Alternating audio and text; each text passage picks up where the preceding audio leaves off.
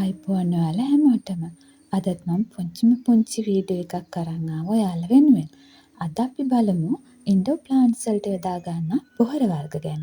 අපිට උවමනා සරුසාරවත් ලස්සන කොළ තියෙන ඉන්ඩෝර් ප්ලාන්ට්ස් නේ. එහෙනම් අද අපි කතා කරමු ඉන්ඩෝර් ප්ලාන්ට් වලට යොදා ගන්න පුළුවන් පොහොර වර්ග මොනවද? ඒව යොදාගන්නේ කොහොමද කියලා. ඉතින් එකතු වෙන්න මාත් එක්ක. අපි මුලින්ම බලමු මේ නිල් කැට ගැන. නිල් කැට ගත්තතින් මේක සමබර පොහොරක්. අපිට ශාකයක වර්ධනයේදී ඕනම අවස්ථාවකදී යොදා ගන්න පුළුවන්.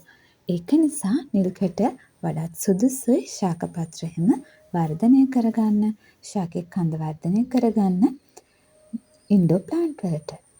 දම් කැට කියලා කියන්නේ මල්, ගෙඩි, කරල් සෑදීම උත්තේජනය කරන පොහොරක්නේ. ඒක නිසා ඉන්ඩෝර් ප්ලාන්ට් වලට නම් ඒ තරම් සුදුසු නැහැ. මේ තියෙන්නේ ඔස්මොකොට්. මම නම් නිර්දේශ කරන හොඳම පොහොර වර්ගය තමයි ඔස්මොකොට්.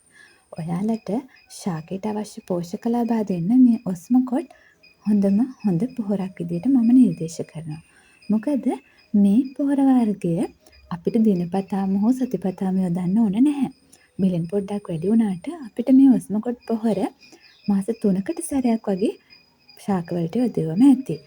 අනිත් විශේෂම කාරණාව තමයි ඔස්මොකොට් පොහොර ශාකවලින් උරාගන්නේ ශාකයට පෝෂක අත්‍යවශ්‍ය විටදී විතරයි.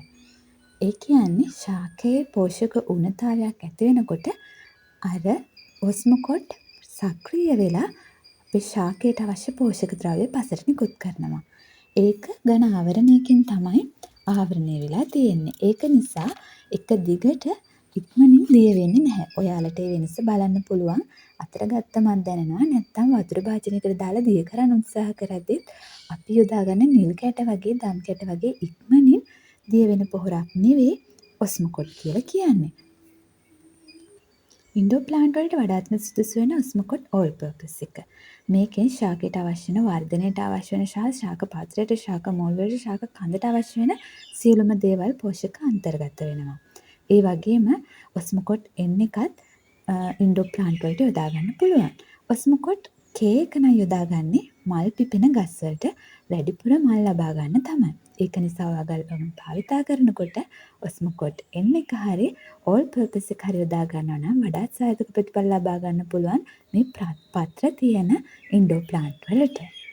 තවත් පොහොර වර්ගයක් තමයි යාරමිලා ටාගට් සහ යාරමිලා කම්ප්ලෙක්ස් එක.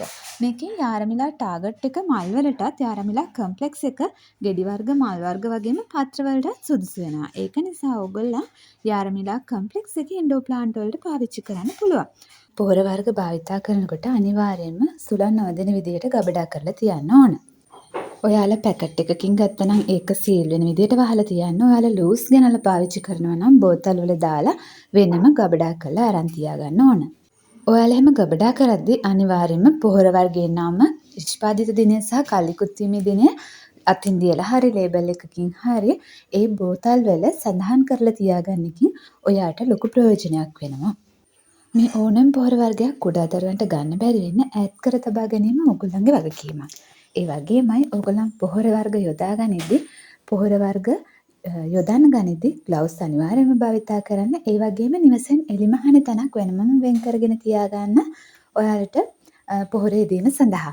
පොහොර යොදනකොට අනිවාර්යයෙන්ම ඔයාලා ගහේ මුලට නැතුව පෝච්චිය පැත්තට වෙන්න සිදුරක් හරලා හරි පසබුරුල් කරලා හරි පොහොර යොදලා තම මතු පිට පස් තට්ටුවකින් ඒ මතු පිට ටික වහලා දාන්න. පොහොර එළියට නිරාවරණය වෙන එකෙන් උෂ්ණත්වයන් වලට භාජනය වෙලා ඔයාලගේ පොහොර වල තියෙන ගුණාත්මක භාවය නැති වෙන්න පුළුවන්. ඉතින් තවත් වැදගත් වීඩියෝ එකකින් තවත් දවසක හමු වෙනකම් ඔබට ජය වේවා.